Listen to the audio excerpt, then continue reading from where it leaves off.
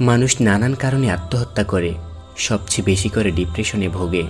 না পাওয়ার যন্ত্রণা এবং নিজের প্রত্যাশা অনুযায়ী প্রাপ্তির ব্যাঘাত মানুষকে আত্মহত্যার দিকে ঠেলে দেয়।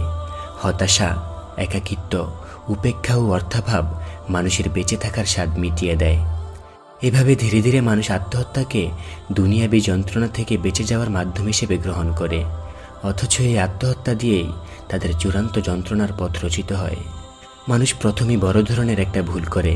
তারা মনে করে দুনিয়ায় মানুষ যা চায় তাই পায় বা পাওয়া সম্ভব।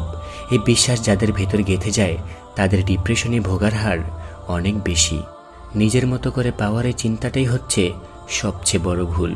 সে ভুলের মাসুল দিতে হয় আত্মহত্যার মাধ্যমে। দুনিয়ায় কোনো মুমিন মুসলিম স্বাধীন নয়, আমরা প্রত্যেকেই শরিয়া দ্বারা নিয়ন্ত্রিত।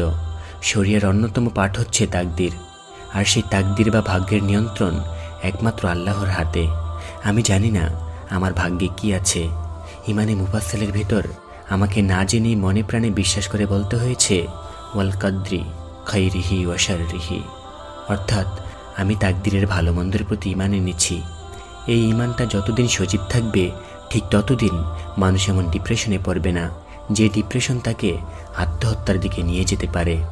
চ্যালেঞ্জ: তবে একটা মুহূর্তের জন্য যদি সেই ঈমানে ঝং ধরে যায়, তখনই শয়তান আত্মহত্যার মই নিয়ে আসে উদ্ধার করতে। সেই ময়ের শেষ প্রান্ত যে জাহান্নামের মাঝখানে পোতা, তা আর আত্মহত্যাপ্রবণ ব্যক্তির অনুধাবনে থাকে না।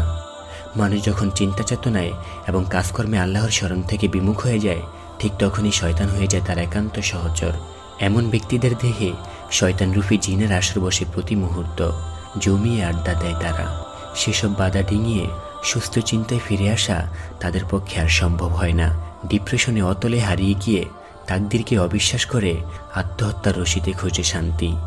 এভাবে একটা অর্থবহ জীবনকে অর্থহীন করে দেয় বিতাড়িত শয়তানের দল। আউযু বিল্লাহি মিনাশ শাইতানির রাজিম। আর যে রহমানের জিকির থেকে বিমুখ হয়ে আমি আল্লাহ তার জন্য নিয়োজিত করি এক শয়তান, অতঃপর সে হয় তার সহচর।